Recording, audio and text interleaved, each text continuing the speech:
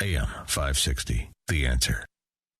The content and information on Real Estate Airwaves is for informational purposes only and should not be regarded as legal advice. Real Estate Airwaves does not provide legal advice and make no warranty or representation regarding the information on the show. Real Estate Airwaves shall not assume any liability for damages of any kind whatsoever relating to the use, misuse, or reliance of this information. The listener should conduct their own investigations, analysis, due diligence, draw their own conclusions, and make their own decisions. Any areas concerning taxes or specific legal or technical questions should be referred to lawyers, accountants, consultants, brokers, or other professionals licensed, qualified, or authorized to render such advice. No fluff, no hype, no gurus. You're listening to Real Estate Airwaves on AM 560, The Answer. Get the inside information you need to find, fund, fix, and flip real estate in today's market. Joshua Ingalls and Vincent Pace share their secrets to minimize risk, maximize profit, and get deals done. We're pulling the curtain back and sharing the knowledge you need to succeed in real estate. And now, your hosts, Joshua and Vincent.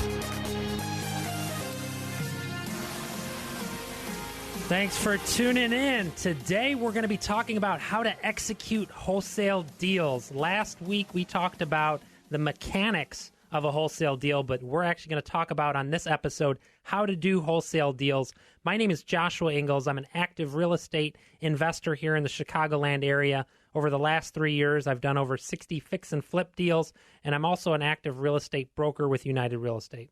And I'm Vincent Pace. I head up Barnett Real Estate Investment Finance, which provides financing for real estate investment transactions. This is Real Estate Airwaves. The number here is 855-5-AIRWAVES, or you can visit realestateairwaves.com. So in order to wholesale deals, the first thing you got to do is you got to locate properties to wholesale. So we talked a lot about last week the real mechanics of wholesaling, and just a quick overview of that. Wholesaling is essentially putting a property under contract and assigning your interest in that property to another buyer. It can also be taking title to the property and then selling it over a very short period. And there's a lot of ways to find these properties, so we're going to briefly talk about different ways to find them. If you want to really dive into these topics more, you can visit realestateairwaves.com. Our first two shows are all about finding deals, but we're going to quickly talk about that. My favorite free way to find properties is driving for dollars. Now, what driving for dollars is, it's locating properties that need work, and what you're going to do, and these are going to be in your neighborhood, what you want to do is leave them a handwritten letter on their door, and then you're also going to want to send direct mail to them. Now, if you go to our website and subscribe to our newsletter, we'll actually give you a copy of the letter that we use, and that's on our first show resource. Another great way to locate wholesale deals is to look on the web. Places that are obvious sources for these kinds of deals are going to be places like Craigslist. Other places are FSBO.com. That's forsalebywowner.com. You're looking for transactions that have somebody, ideally an owner, looking to sell a property for a variety of reasons.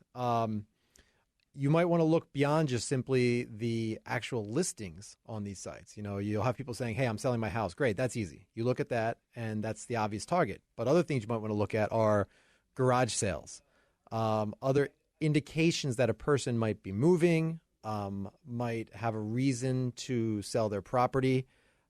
These sites can provide a great sort of filter for opportunities that you might not have otherwise realized were there in your market. Yeah, Zillow also has for sale by owners, which might not be on FSBO.com. And also when you're driving for dollars, look for those for sale by owner signs.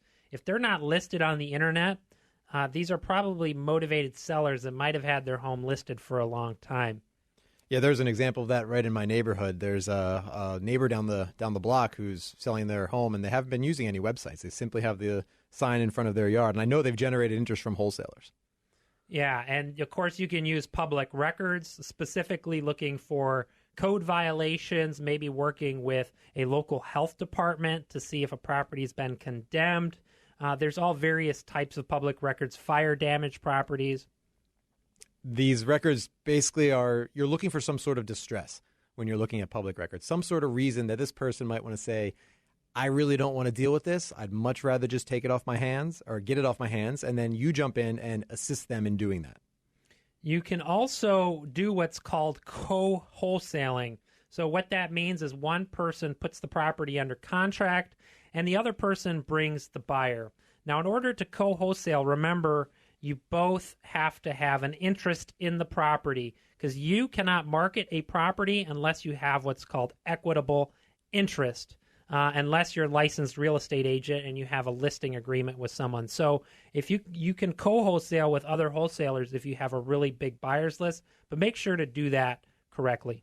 And the main way to do that is usually just going to be to have some agreement with the other wholesaler where you'll split the fee or something along those lines. That's generally how you're going to be able to get equitable interest when you're working with another wholesaler and you're bringing the buyer.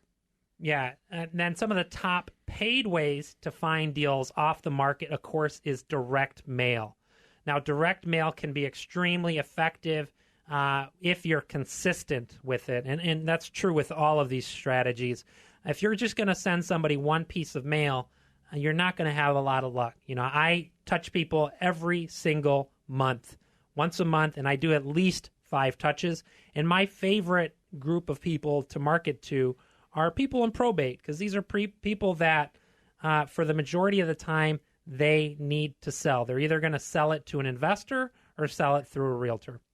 And direct mail, of course, takes you back to all the free things we just discussed because they're targets for your direct mail campaign. So if you're driving for dollars, you see that property that's in need of some kind of repair, put it on your list. You're on Craigslist, you talk to somebody, maybe they're not ready to sell to you right now, but put them on your list. Public records, you find properties and you track down their owners, put them on your list. So that's all stuff that feeds directly into your direct mail campaign. Yeah, and we talked about in our first 2 episodes bandit signs. And they are what they imply. They are bandit signs, so you need to be careful when you do those. But what those are is those signs you see on the side of the road that say, we buy ugly houses or we buy houses for cash. Those will get you people generally who are very motivated. If someone calls that sign, they need to sell something quick. The downsides there are, obviously, you got to spend some money to get the signs out there. And in certain jurisdictions, you may face fees for putting up those signs. So that's kind of the risk of taking care of those signs. And you should just do your best to understand what sort of issues you're going to run into in the place where you're hanging those signs. Yeah, I've found when I used to do bandit signs, I'm a licensed real estate agent, so I can no longer do them. But when I was not licensed, what I noticed is that the uglier my bandit signs were, meaning handwritten, ugly font, it was actually better leads that I got because I have a feeling that if someone's motivated enough to call an ugly handwritten bandit sign, that's a pretty good indication they're motivated to sell their house. So then another place you can think about generating wholesale leads is going to be print ads of various sorts. This could be as simple as the good old phone book that, believe it or not, people are still using out there. You could be printing out ads and putting them in places in your local community. One of the supermarkets near my house has a billboard that anybody can post anything up. You know, just bring a tack in your paper and boom, you've got it up there. That sort of thing can work. Other kinds of materials that get distributed in the community that you can put an ad in would be, you know, penny savers, sort of coupon books, anything along those lines where it's getting distributed to a wide array of people in the community and you have the ability to place some sort of notice in there that gets your message out. Yeah, I know an investor. He primarily focuses on the Spanish-speaking market, and he ran an ad in a local laundromat, one of those magazines, and he ran an ad in Spanish, and off of one, I think he paid maybe like $150. He had over 50 leads. So depending on what your message is and what type of seller or buyer you're targeting, print advertising can be very effective. And another thing you want to keep in mind, print advertising is primarily used and still read by older people, which older people are going to be good fits for us to buy their homes because usually they've purchased a home maybe 20, 30 years ago. And over that time, the house has gone into some sort of distress. So we are good solutions to help people that are reading print advertising. One last thing to quickly talk about is a sort of a more traditional sort of advertising, the billboards or other publicly displayed ads. So not something that's getting handed out as part of written materials, but, maybe an ad on a park bench, maybe an ad on the side of a road that, you traditionally pay for. These are obviously a pricier option, but they can lead to the sorts of deals that you'd find through all these other methods we're discussing. Yeah, one thing you want to look into if you want to do billboard advertising, a cheap way to do that is to look into something called remnants. That's when someone else's ad is expired and your ad is up between the next ad. This is Real Estate Airwaves. The number here is 855-5-AIRWAVES, or you can visit realestateairwaves.com. Stay tuned for our next segment because we're going to be talking about how to build your buyer's list.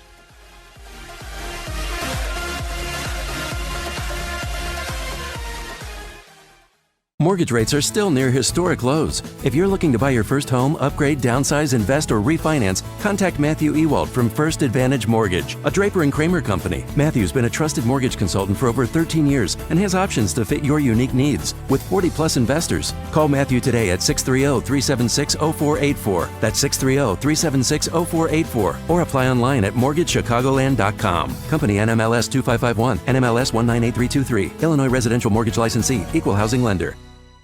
If you want to do real estate deals, you need to learn the systems. Visit fliptoriches.com for info on workshops happening the first Tuesday of every month. Meet me, Joshua Ingalls, and other active real estate investors in the Chicagoland area. We give the most value possible with networking and information for new and seasoned investors.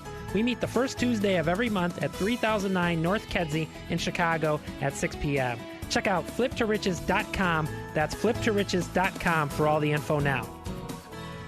Need capital for your real estate investment? Let Barnett Real Estate Investment Finance be your partner for fast, flexible, and certain capital. Since 2008, they've funded millions of home flippers, landlords, auction buyers, wholesalers, and more.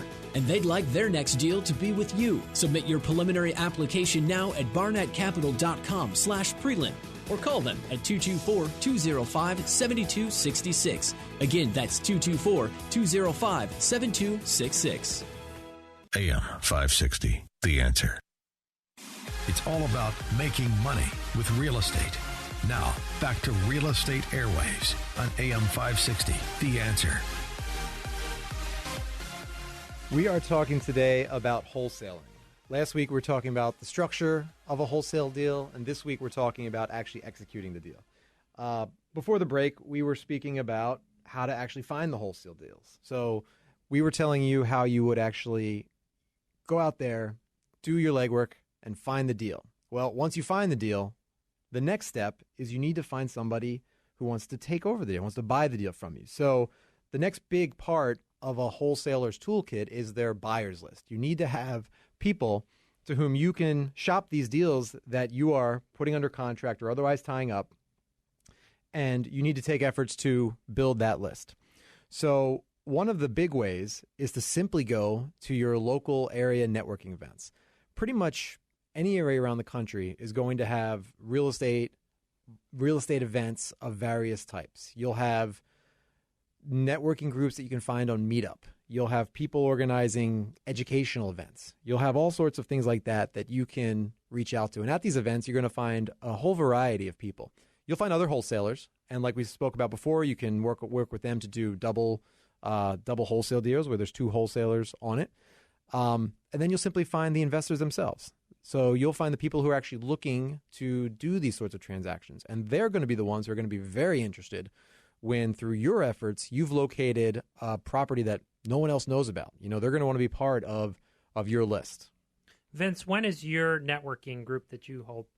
So we host one the third Monday of every month. That's in Northbrook. And, you know, we find a very similar group comes to your events, actually. We have our wholesalers, we have our investors, and it's a great place for people to get connected. Yeah. My group meets on the first Tuesday of the month. If you want to learn more about that, you can visit fliptoriches.com. We meet on the north side of Chicago. And at the very beginning of every single meeting, I actually invite all the wholesalers in the room to pitch their deals to the people in the room. Meetup.com is a great way to find local networking events. Another great way to build your buyers list is simply browsing the internet. If you Google "We Buy Houses Chicago" or "Chicago home buyers," who are the people that have organic rankings for those words, and then who has paid advertisement? So paid ads are usually the top 3 results on Google, and then they usually have a few ads over on the right-hand side. And then below that is usually your organic results as well. I would reach out to all those people because that's probably a good sign. Either A, they're an active real estate investor that's buying homes and flipping them, or B, they're another wholesaler that you can co-wholesale with. Other places to go would be websites like Craigslist, where people might actually put up ads looking for these kinds of properties. Another great source is biggerpockets.com. That's kind of the real estate social networking website, and you'll certainly have little difficulty finding investors in your area on a website like that. And what you want to do when you reach out to other, let's say they are a wholesaler and you're trying to be a wholesaler, well, add them to your list and make sure they add you to theirs. Because, again, real estate is a two-way street. I never look at anyone as my competition. I look at other investors as how can we do business together and how can we both win from this relationship. Yeah, and I think that's true at all levels of the real estate business, even as a lender into this field. I mean, we look at other lenders. I mean, they're competing with us, obviously, but there's also deals they can't do that we can because our underwriting guidelines are a little different. So at every level of the real estate industry, I'd say pretty much everybody may be your competitor, but they're probably also someone you can work with at some point. Yeah, another thing you want to look at is public records. So, example, if you have a wholesale deal in a particular neighborhood, let's just use Glen Ellen, for example. What you want to do is find out everyone that's purchased. A lot of times the MLS will code sales and which ones were cash sales. So if you're working with the real estate agent, or you could look up the public records, you can see who are the buyers that bought homes for cash in Glen Ellen. These are people that I'm going to likely want to contact and make connections with. So for example, if ABC Home Buyers LLC purchased 3 homes in Glen Ellen for cash, I need to find out who owns ABC Home Solutions LLC. And I can quickly do that on the Illinois Secretary of State's website. And if you're in other states, just go to your local Secretary of State's website to find out who owns that LLC or S corporation.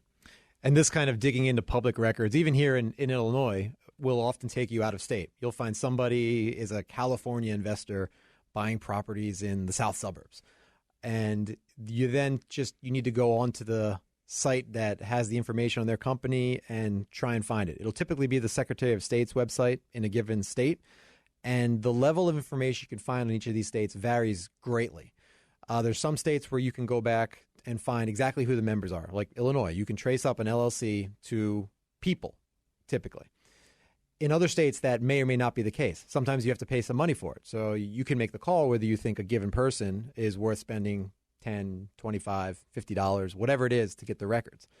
In other cases, you may just need to do some internet sleuthing. Throw the entity's name into Google and see what happens. Does it show up on someone's LinkedIn page?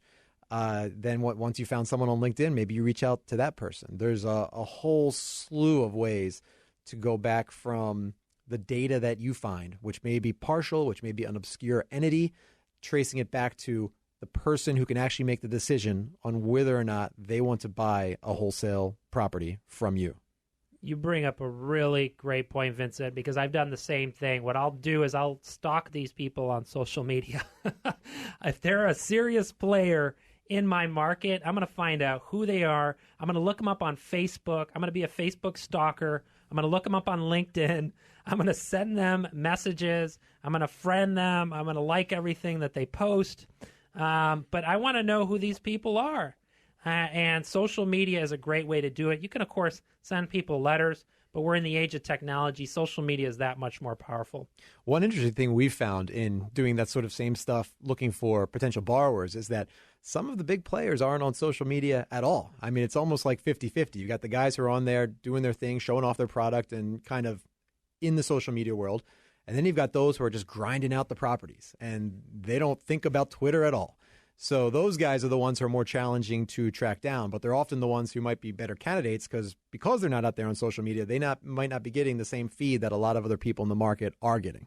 Yeah, for example, some guy named John Smith in a random market, he may be a powerhouse player that no one's ever heard of, but he's done 500 deals in your backyard. The only way you're going to find that out is by looking up those public records.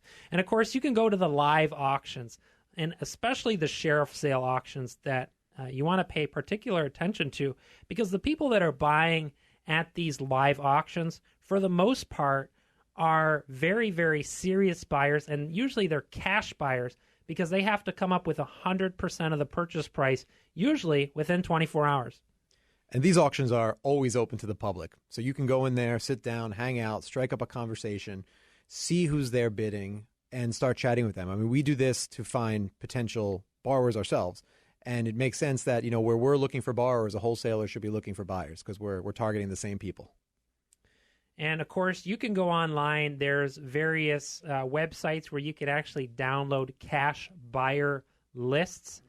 And what I like to do is sort those cash buyer lists that I get, and I sort them by how many closings that they've had and how many properties that they've bought for cash. And obviously, the bigger players, I'm going to try reaching out to them first. And again, doing the mailings, doing the social media, trying to find out who they are, maybe even seeing if they have any active projects that you can even visit and perhaps even meet.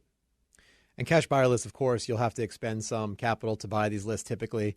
It can range greatly. You might get a short list for a very small amount, but you might want to get a larger list and pay some more money out for that. So it's really just kind of up to you to weigh the pros and cons. I would say always get a sample, test the sample, and if the sample works, then you'll want to dive into paying a bit more money to get more records in the data. Yeah, and for the first 50 callers here, we're actually going to be giving away a copy of an assignment agreement. And what you can do with that is you find these buyers, you need to assign it to them, and you need to do that correctly. The number here is 855-5-AIRWAVES, or you can visit realestateairwaves.com to get a copy of that assignment agreement. We'll see you soon.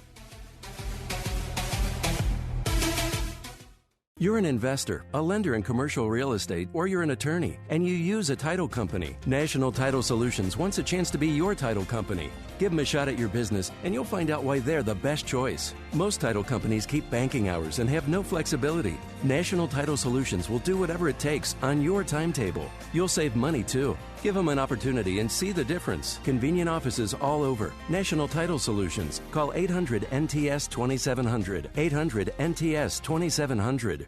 This is Joshua Ingalls, broker with United Real Estate and radio show host. When I need to pre-qualify a buyer, I use Matthew Ewald from First Advantage Mortgage, a Draper and Kramer company. I've worked with Matthew for over 2 years, and I highly recommend him to all my clients and investors. Call Matthew Ewald today at 630-376-0484. That's 630-376-0484, or apply online at mortgagechicagoland.com. Company NMLS 2551, NMLS 198323, Illinois Residential Mortgage Licensee, Equal Housing Lender. The Chicagoland Real Estate Investment Group invites you to build your network in real estate investing and learn from the region's experts. There's no charge to attend, and there won't be any hard sell for expensive courses. Join us on the fourth Monday each month in the North Shore. For more information, visit us at meetup.com/ChicagolandREI. Again, that's meetup.com/ChicagolandREI. Meetup.com/ChicagolandREI. Need capital for your real estate investment? Let Barnett Real Estate Investment Finance be your partner for fast, flexible, and certain capital. Since 2008, they've funded millions of home flippers, landlords, auction buyers, wholesalers, and more. And they'd like their next deal to be with you. Submit your preliminary application now at barnettcapital.com/prelin or call them at 224-205-7266. Again, that's 224-205-7266. AM 560, The Answer. Now, back to the show that gives you the insider info. Real Estate Airwaves on AM 560, The Answer. Welcome back. Today we're talking about how to execute wholesale deals. So we've talked so far about finding the deals. We've talked about finding the buyers. Now we're going to talk about how you actually pick the deals that you present to those buyers. The bottom line on this, and it's something I emphasize all the time, is that you just need to run your numbers. You need to focus on the deals that will make sense to an investor, but still have something in there for you to walk away with. Wholesalers are very well known for overstating the after repair value, so the price you can ultimately sell the property for, and understating the amount of construction work needed. You don't want to be that guy. And the reason is you may do a great job of building up a buyer's list. You may put me on that buyer's list, and then I see that your numbers never really pan out. Well, the natural effect of that is I'm just not going to open your email anymore when I know this other wholesaler who's sending me deals is getting numbers that are, maybe they don't agree exactly with mine, but they're much closer. If I know you're always off in the ARV, the after repair value, or you're always off in the construction numbers, I'm going to discount that when deciding where I'm going to spend my time. So you need to make sure you get your numbers right. The most important thing, of course, first of all, is just to make sure you have the right comps. Are you looking at comps that are nearby? Comps that have similar building composition, bedroom, bathroom count, finished basement or not finished basement, garage or no garage. All the big things that in the market that you are in are important to buyers, the retail buyers of the property that the investor buyer is ultimately going to sell to. We see again and again comps coming in on wholesale deals that are a mile and a half away in a place like Chicago where you're in a different world a mile and a half away. We see construction budgets that, it's, I'll do a little bit here, a little bit cosmetic, but then you go there and, the floors are sloping and there's structural issues that aren't going to pass under code, and you run into much bigger issues there than you were originally anticipating. So then you're basically looking at, okay, what can the property sell at the end? And you kind of back into that to say, is there enough here after I buy the property, after the potential investor comes in with his construction budget, for there to be a profit for him that's going to make it interesting for that investor, and a profit for me to walk away with some kind of reasonable wholesale fee. And we touched on this last week, but we're big proponents of take that smaller fee and run with it. You'll be able to find deals where you can get 10, 15, 20 grand off a wholesale deal. But if you can get the deal done for $5, it's probably worth your while to get it done for $5 and move on to the next thing. So you got to work into those numbers such that you're making a profit, even if it's maybe a smaller profit than you might like, and the investor who you're selling to is also making a profit. Yeah, you want to leave enough meat on the bone so it's attractive for buyers to want to purchase your wholesale deals. Now, a general rule of thumb is you want to leave a minimum of 10% profit, meaning if, for example, if the house is going to sell for $200,000 fixed up, that investor should make a minimum of $20,000 after closing costs, realtor commissions, holding costs, hard money costs, because if it doesn't meet that they're going to make 10% profit, a hard money lender is not even going to finance that deal for the buyer. Yeah, that's absolutely true. I mean, if we see a deal that comes in with only a 10% profit for the borrower, we're very skeptical. One thing goes wrong, the city comes in and says you need to provide new water service, and there goes 20 grand right there. Then they're suddenly in a scratch position, possibly a loss position. So we're going to look at that sort of deal pretty hard. So I would say 10% is kind of the minimum floor. Yeah, the absolute bare minimum. Most investors are probably looking to see at least 15, 20, probably even above that. So you've got to try and find the deals that hit that number. And your wholesale fee could be the difference between hitting that number and not hitting it. So if you take it back from a 10 to a 5, and suddenly that's making sense for everybody, that'll get a deal closed. Yeah, and you're going to increase your success. You're going to increase their success. They're going to keep coming back to you when you have wholesale deals if you can deliver good wholesale properties. When you're analyzing these deals, we briefly talked about, staying in the vicinity. Some things you want to consider is you don't want to put bad properties under contract. And what I mean by bad properties is properties that you can't fix no matter what you do to them. For example, a house that is on a very, very busy street. The only way as a lender we get comfortable with those typically is if there's comps also on that busy street, because that'll be able to show you what you can reasonably expect in that area to sell a property for. Yeah, I've seen sometimes where a house is on a busy street and it'll sell in some cases for 50% less than what a house in a neighborhood will sell for. So keep that in mind when you're running your comps and you're analyzing these properties. Is not every property is necessarily a good fit for us to put under contract, and make sure to use the right properties as sold comparables. Similar issues would be backing up onto train tracks or other things that are uncommon, or for instance, a unique property, the biggest property in the neighborhood where there's no comps to really compare to. The number here is 855-5-AIRWAVES. You can visit realestateairwaves.com. The first 50 callers are going to receive a copy of the assignment agreement that we use. Stay tuned. We're going to be talking about what to do and how to work with the sellers. Real estate agents are cheap. Many agents will only market your home on the MLS and put a sign up. Demand more. Joshua Ingalls invests in aggressive marketing, including high-def video, 3D virtual tours, professional photography, a custom website, and mailers, so you can get the most amount of money for your home in the shortest amount of time. Call Joshua Ingalls, broker with United Real Estate Chicago, at 630-544-1504 for a free home valuation, or visit HomeTeamIL.com to learn more. Need capital for your real estate investment? Let Barnett Real Estate Investment Finance be your partner for fast, flexible, and certain capital. Since 2008, they've funded millions of home flippers, landlords, auction buyers, wholesalers, and more. And they'd like their next deal to be with you. Submit your preliminary application now at barnettcapital.com/prelim or call them at 224-205-7266. Again, that's 224-205-7266. AM 560, The Answer. Now, back to the show with real estate info you won't find anywhere else. Real Estate Airwaves is on AM 560, The Answer.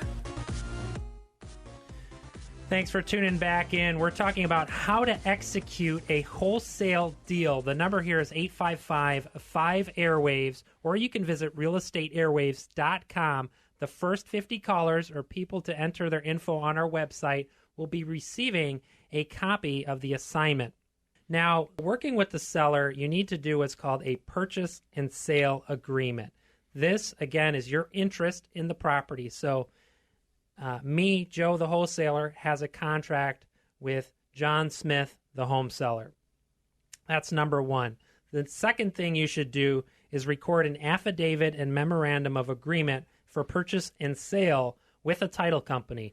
Last week we had National Title Solutions in here, and what this does is it protects your interests so other investors cannot go around you. Gets it in public record. So it makes known to the world that you have this wholesale deal in place, and they have to get you off before somebody else gets in. And you have to work with the seller and determine access times to show the new buyers this home.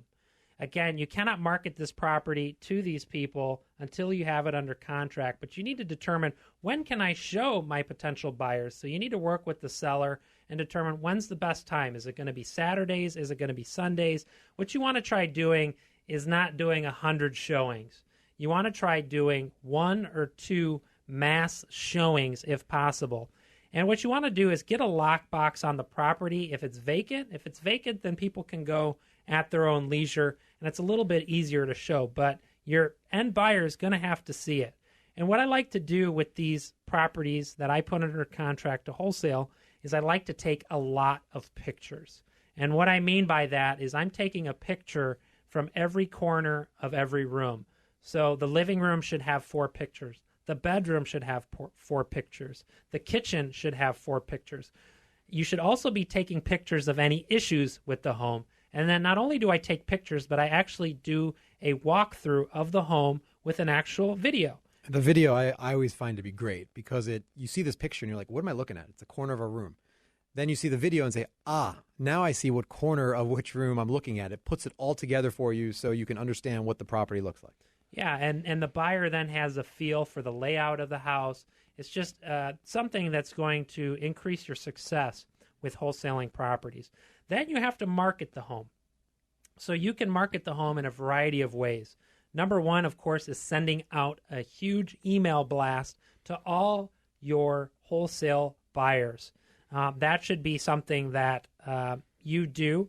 In some cases, if you have one or two investors that are your go-to investors, let's say they're a really, really aggressive cash buyer, well, they might be the first people that you just simply pick up the phone and call them. Most high-level wholesalers don't blast out their wholesale deals to everyone immediately. Usually they send it to their inner circle first. So I recommend getting a handful, maybe 5 or 10 serious cash buyers that you first shop it to them first before you send out that email blast. And then you can also do a phone call blast as well to your buyers list. There's various resources out there that will actually do a phone call blast and a text message blast. Now, again, you have to have people's permission in order to do that. Of course, you can go to networking events. We talked about that earlier. My meeting and Vince's meeting. There you can pitch your wholesale deals to other investors. And at networking events, there's sort of a standard one-sheet summary that everybody brings. The wholesalers always have a kind of overview of the property that you can get from them. So have that prepared, outlining the comps, the amount of work you think needs to be done, what the property looks like, and so on, so that people can kind of take that home and consider the deal. People need to see what the property looks like, where the property is located. Comparable sales, we're a very visual society. If you just simply tell people about it, they'll likely forget. But if you actually hand it to them and give them a sheet, an overview sheet, it's much more effective. And then you should have a link to the pictures and the video that people can go to. That one sheet should have, the link to more information. So that's the highlight, and then they can dig in by clicking through. And then once you have that new buyer, let's say you have somebody that raises their hand and says, yes, I want to purchase it. Well, you need to verify, that they have the funds to purchase your property. So you need to get a proof of funds. You can, of course, cash is preferred, but they can have a proof of funds from a hard money lender like Barnett. We provide these proofs of funds regularly, and they're second to cash. They're not quite as good as cash, but they're pretty darn good. So if you have that from us, you can go shop that for wholesale deals, for deals you're purchasing from wholesalers, and for wholesale deals too, actually. Yeah, and with that new buyer, of course, you want to sign a wholesale agreement, which we're going to be giving away to the first 50 callers or people entering their information on our website. And again, you're going to want to collect your earnest money. Now, the best thing to do is to have a third party hold that earnest money like a title company. And the very, very last thing you're going to want to do, of course, is give them the disclosures for the property, and then, of course, close. But if you follow this process, you gotta have it under contract first, of course. Then you gotta market it. Then you gotta locate that buyer, sign that wholesale agreement, collect your earnest money, and make sure that they are a serious buyer that's going to close. The number here is 855-5-AIRWAVES, or you can visit realestateairwaves.com. The first 50 people to enter their info or call will be getting a copy of that assignment agreement.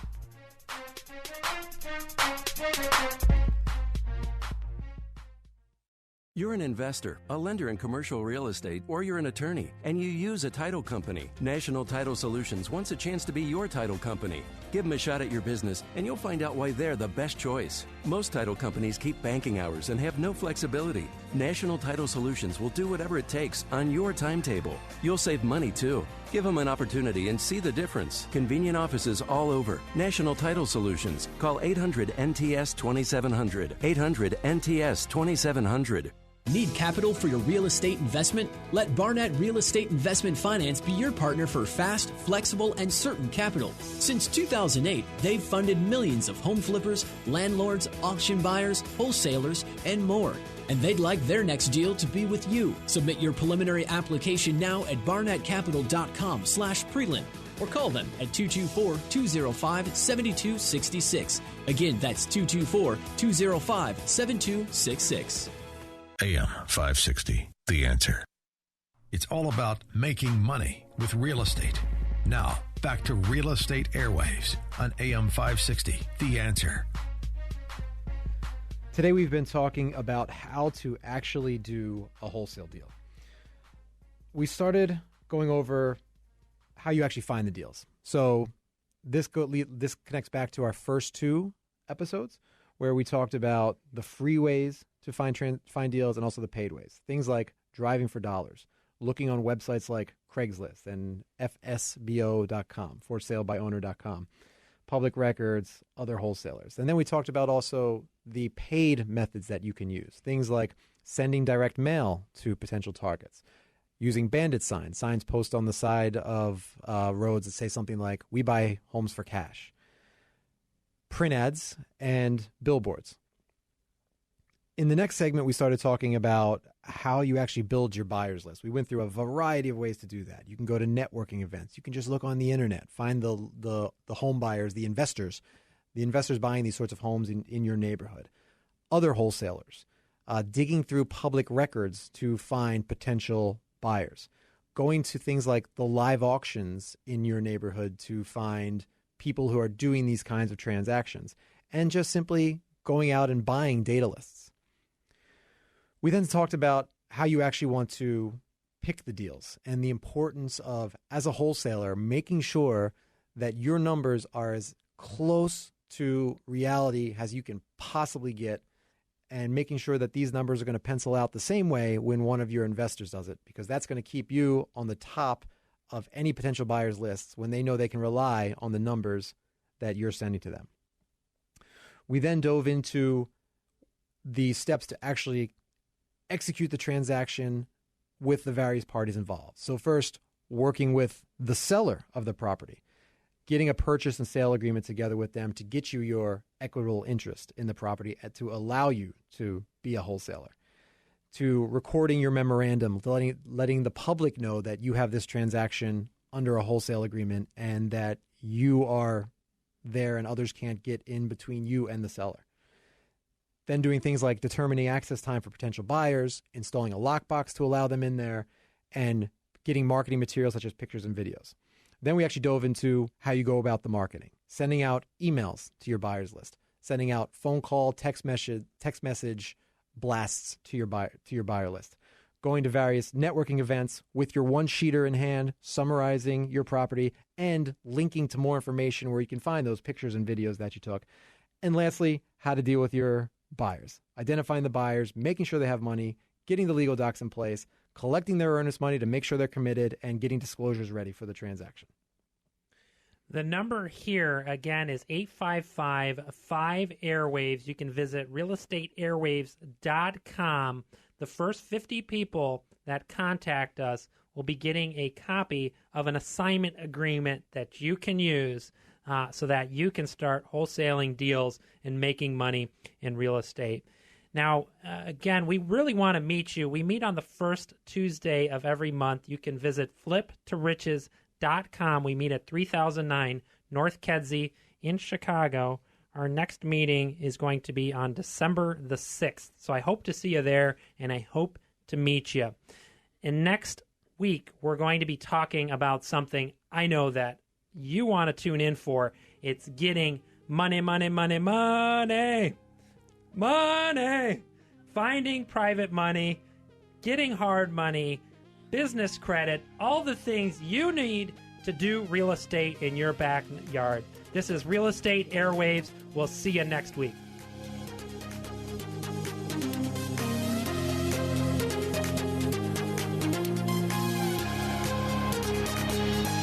You've been listening to Real Estate Airwaves on AM 560, The Answer. Come back next Sunday at noon for more insider real estate information from Joshua and Vincent. You can listen to past shows, contact them, and get free exclusive content at realestateairwaves.com. That's realestateairwaves.com.